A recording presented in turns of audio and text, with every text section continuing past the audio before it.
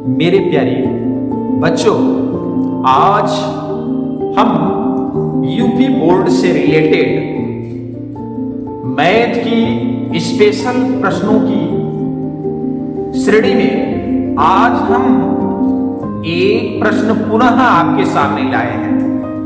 बहुत बेहतरीन प्रश्न क्या है, आइए देखते हैं और बड़े ध्यान से दिमाग को एक जगह सेंट्राइड करके समझने की कोशिश करते हैं। तो आइए प्रश्न क्या है देखते हैं।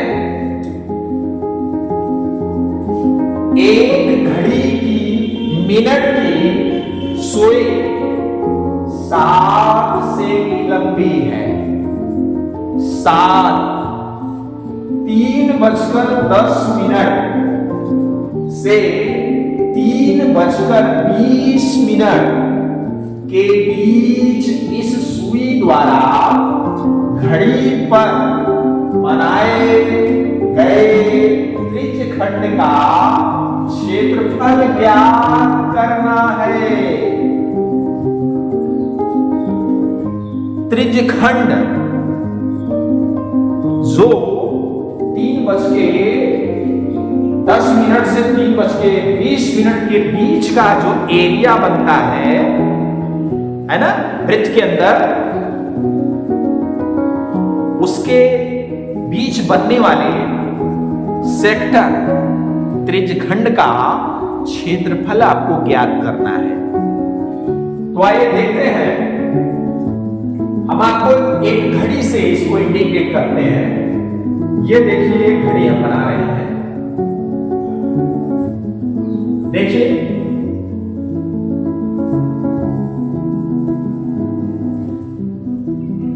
ये घड़ी है।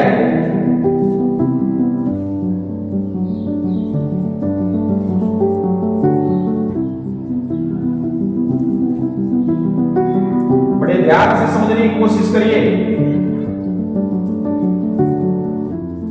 इस घड़ी में हमें टाइम सेट करनी है।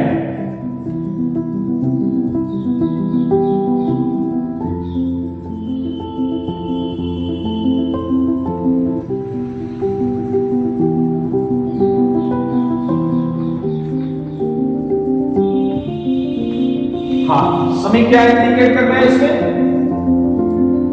पहले 3:10। तो हम ये घंटे की सुई को 3 की तरफ इशारा करते हैं।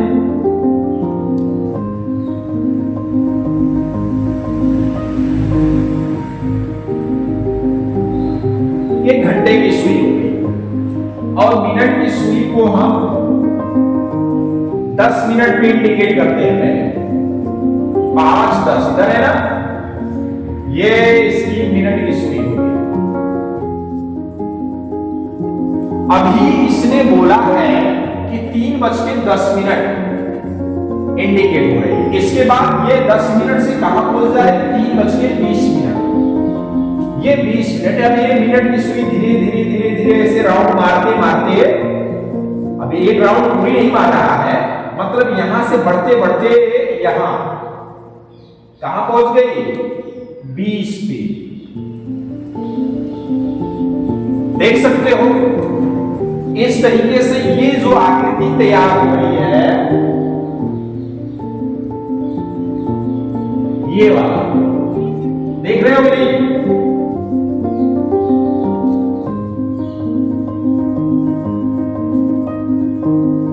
ये एक त्रिज्यखंड की रचना कर रहा है। किसकी? त्रिज्यखंड। और यहां पे देख सकते हो ये दोनों जो बड़ी सुइयां थी, मतलब एक तरफ से जो पहले से थी 3:10 पे, तो पहली सुई से लेकर 3:20 तक, यहां से यहां तक का जो ये इतना शार्प कर्वेचर लेते हुए बढ़ा, ये थीटा इंडिकेट करती है। क्या इंडिकेट कर रही है? थीटा। और ये जो सुई थी, सुई की लंबाई 7 से इंडिकेट कर रही है इस सेक्टर की त्रिज्या बन जा रही है, मतलब सेक्टर की त्रिज्या हो जा रही है। और ये थीटा, और समय कितने के बीच बन रहा है? इसके बीच कितना? 3:10 से 3:20 के बीच 10 मिनट का अंतराल हो जा रहा है। ठीक है, तो आइए इस तरीके से ये जो प्राप्त चाप है, अर्थात चाप के द्वारा जो बनी आकृति सेक्टर तैयार हुई त्रिज्यखंड, इसी सेक्टर का आपको एरिया बताना है। क्या? क्षेत्रफल। तो आइए कैसे हल करते हैं, एकदम अच्छे से बड़े गौर से देखिएगा।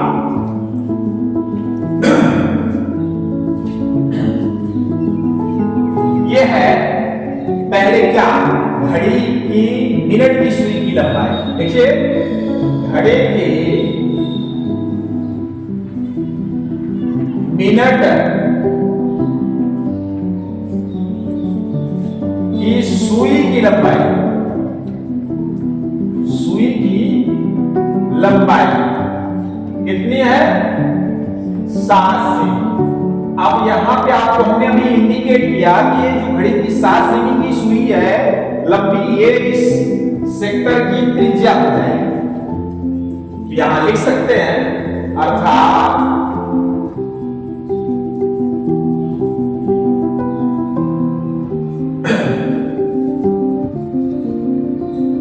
त्रिज्यखंड की त्रिज्या, त्रिज्यखंड की त्रिज्या r = कितना? 7 सेमी। ध्यान दीजिएगा। अब आपको क्या ध्यान दिया, आगे क्या दिया है उसको देखना है। कितना मिनट हो रहा है? 3:10 से 3:20 के बीच समय कितने का हो रहा है? इतना 10 मिनट का। तो यहां पे लिख दीजिए समय, और समय क्या है? समय बराबर 10 मिनट। 10 मिनट, 10 मिनट हो रहे हैं। अब ये ध्यान देना है कि 10 मिनट में कुल कितनी डिग्री पहले बनाएगी सेक्टर से। तो चूंकि आपको पता होना चाहिए क्या,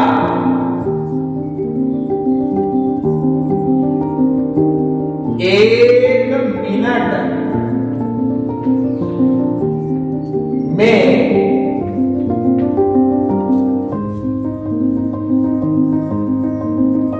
ये सुई द्वारा बना कोण, तो 1 मिनट में बना कोण बराबर कितना होता है?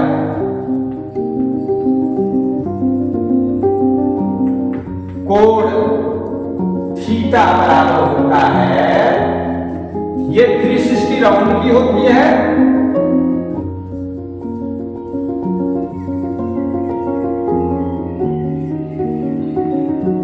अपान 60 मिनट की होती है, क्योंकि 1 मिनट में 60 और 1 घंटे में 60 मिनट, 1 घंटे 60 सेकंड। इससे अगर डिवाइड करते हैं तो ये निकल के आती है कितना? 6 डिग्री।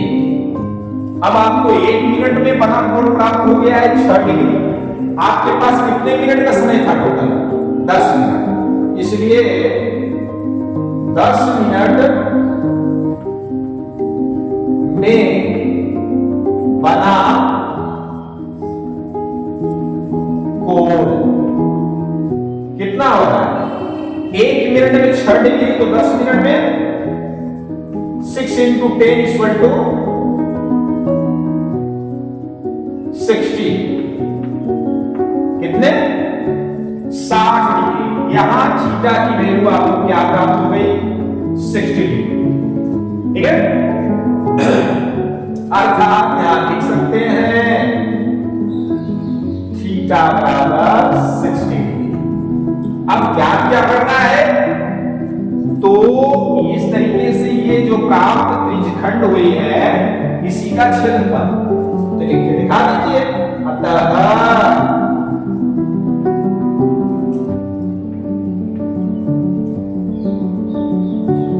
त्रिज्यखंड त्रिज्य खंड का क्षेत्रफल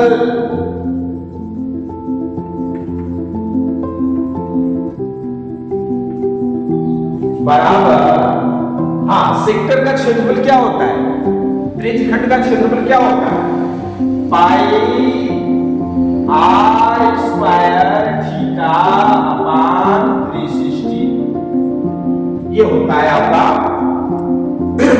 त्रिज्य खंड का क्षेत्रफल। अब आपको ध्यान देना है, यही वैल्यू आपके जो आपके त्रिज्या है और थीटा है, यही दो वैल्यू तो रखेंगे। पाई की वैल्यू तो आपको पता है 22/7, परिमेय के रूप में, परिमेय संख्या के रूप में डेसिमल में 3.14। एक और करने वाली बात यह भी है कि 22/7 की वैल्यू तब आप रख दिया करें जब ये कटे, इसके साथ के नंबर से कटे, और न कटने की अवस्था में आप क्या रख दिया करिए 3.14। इससे आपके क्वेश्चन का हल शीघ्रता से हो जाएगा। तो आप देख सकते हैं कि इसके r की वैल्यू 7 है, त्रिज्या 7 ही है ना, 22/7 करेंगे तो 7 कटेगी, इसलिए हम यहाँ 22/7 लिख देते हैं। आइए पाई की वैल्यू रख देते हैं 22/7। अब एक गौर करने वाली बात है, ये जो पाई है इस बटा के ऊपर है, तो 22/7 करेंगे तो ये 7 इसके पीछे लेके चले जाते हैं। यहाँ r की वैल्यू कितनी है 7 स्क्वायर है, तो 7 × 7 कर देते हैं, और थीटा कितना निकाले हो 60, और अपान में 22 की 7, 22/7 इसका नीचे रख देते हैं, इंटू 360 पहले से आपके पास में से है कि नहीं। अब इसको यहीं पे हम काट देते हैं, 7 बन जा 7, इसको 7 से 7 बन जा 7 इधर कट गया, यहाँ पे 60 बन जा 60, 66 जा 360, 60 एकदम 60 360। अब यहाँ नीचे आप देख सकते हैं 1 और 6 बन जा 6 बचा, और ऊपर क्या है 22 7 154, एकदम 154, यहाँ बचा 154 और बटा में 6। अब इसको भाग करेंगे तो कितना आएगा, 6 दूनी के 12, बचा 3 4 24, 6 पंचे 30, फिर बचा 4, 10 को बढ़ा के 0 कर दिए, और फिर 6 6 के 36, 40 था ना 36, फिर 40 बता, फिर 6 6 के 36, तो इस तरीके से 6 आता रहेगा, तो 6 आता रहेगा, तो सार्थक नियम के अनुसार 2 अंक तक बताना चाह रहे हैं, हमें 2 अंक तक बताइए, तो तीसरा जो अंक है वो अगर 5 से ऊपर होता है तो सार्थक अंक नियम बोलता है, तो उसको नजदीकी संख्या अगर 5 के ऊपर या 5 के इक्वल होता है तो उसमें 1 अंक बढ़ा देंगे अपने पहले वाले नंबर से। तो ये इस तरीके से अगर हम 6 ऐसे करते चले जाएंगे, हमें दशमलव के 2 अंक तक बतानी है, तो इसको हम यहाँ लिख करके दिखा सकते हैं कि 25.6, इसको हटा देंगे अगर, तो इसमें हम एक प्लस कर देंगे, तो 6 से हो जाएगा। इस तरीके से ये जो आपकी आंसर प्राप्त, ठीक है, इस तरीके से ये त्रिज्यखंड आपका प्राप्त हो गया। देख सकते हैं इस त्रिज्यखंड का पूरा क्षेत्रफल ये आपका प्राप्त होता है। हमें उम्मीद है आप लोगों को यह प्रश्न समझ में आए, जरूर आए होंगे। फिर भी अगर कोई दिक्कत या कोई नासमझी समझ में आती है तो आप कमेंट करें, आपके उस दिक्कत को दूर किया जाएगा।